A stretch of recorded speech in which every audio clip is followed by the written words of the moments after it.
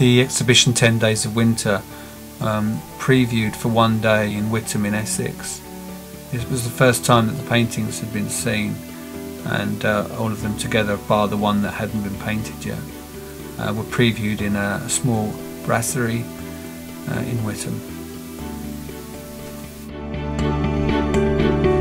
We're on our way. We're in the Winnebago, as you can see, and we are about to head off to Normandy and storm the beaches for the 65th anniversary of D-Day. All the paintings are loaded, and here's Donnie. He's just stocking up with some supplies. And got chocolate. And so off we set for Dover. We chose the Dover route to Calais and then to drive in France, rather than go from Portsmouth to Cannes, because we thought we'd rather be on the road than on the sea for the most of the time. Just arrived at Port of Dover, and we're just about to check in now. And this is where it's going to get interesting, because after the ferry, neither Dawn nor I have driven the other side of the road, so this is going to be our first. But we've got an hour and a half crossing the channel before we have to do that, so that's what we're about to do. Luckily, it was a very calm day. We had a really smooth, really nice trip across the channel, and yeah, very pleasant, very easy, exactly how we planned it. The day was beautiful, and it was an omen, we thought, for things to come.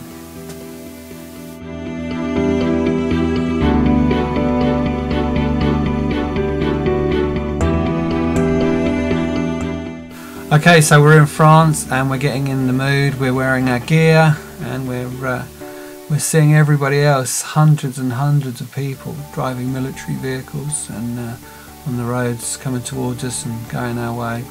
And the day was beautiful, absolutely beautiful. Everything was so calm and the roads were empty. It was a bank holiday. But we drove right the way through, and eventually it became night time, and we found ourselves in Saint-Combe-de-Mont in the morning when we woke up. This is where we were. Beautiful little village. And us. As you saw, we camped in the churchyard of Saint-Combe-de-Mont last night, and this morning we are we've come to Quarantine and found a campsite a little bit earlier, but we're a little bit early to go in, so we're going to have to wait for an hour or so. So we found this little tabac that is open, and we're having some coffee, which we hope isn't going to be too good for our digestive systems, as we haven't got to go to the campsite for an hour yet. Anyway, that's it. Thank you. We took one small excursion to the beaches where the landings took place, and standing here was quite emotional. This is the day before the anniversary, and I was surprised at how empty it was, but it was an amazing experience to stand there to see.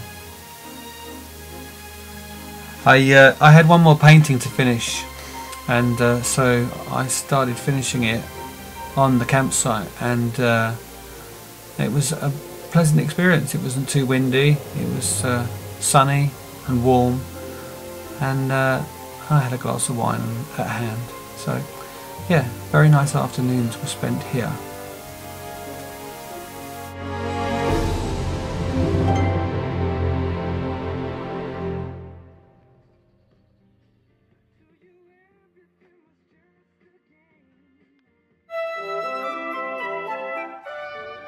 The exhibition we set up here.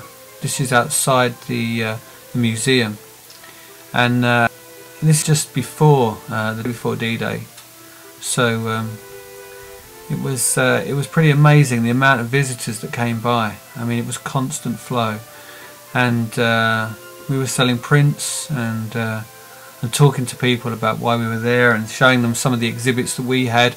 And luckily, the Dead Man's Corner Museum laid out a display of Major Winter's clothing that they had, and that was a huge attraction as well within the exhibition space.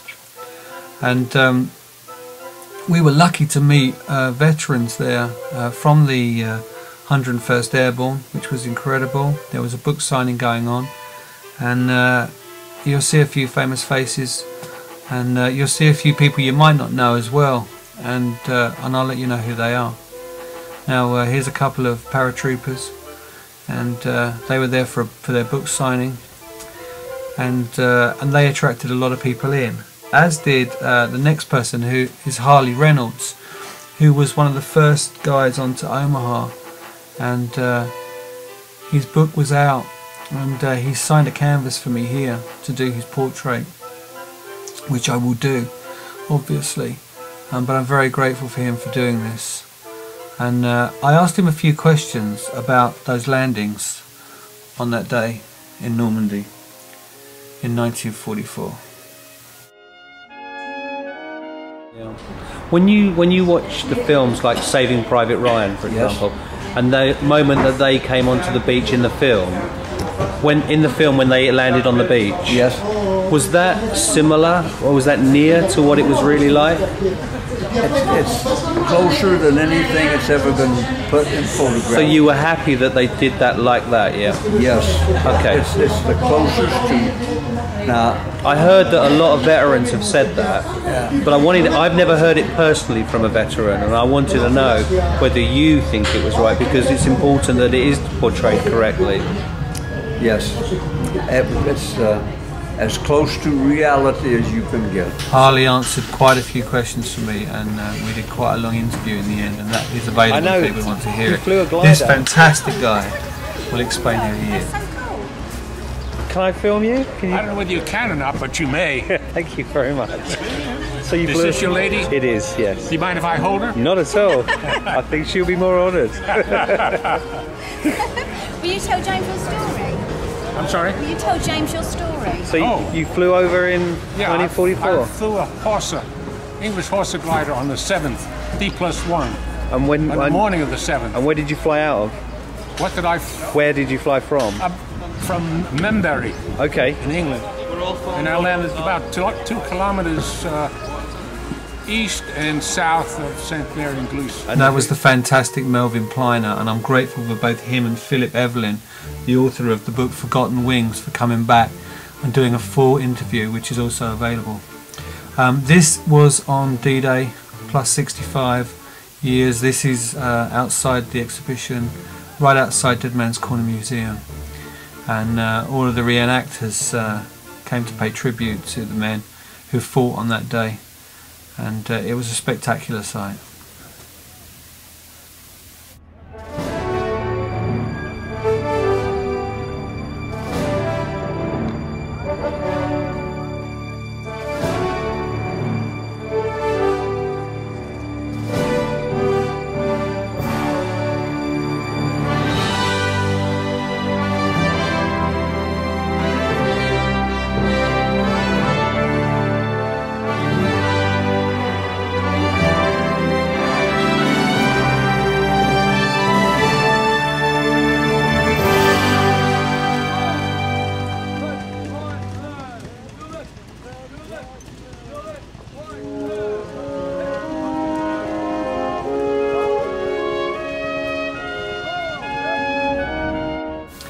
All good things come to an end, and eventually we were ringing our way back to England, and leaving early morning to catch the ferry. We left our camp, which and Anthony, who had come to join us and film, was editing some of the footage in the back of the motorhome, and then onto the ferry and back to the familiar site, which I'm sure you know.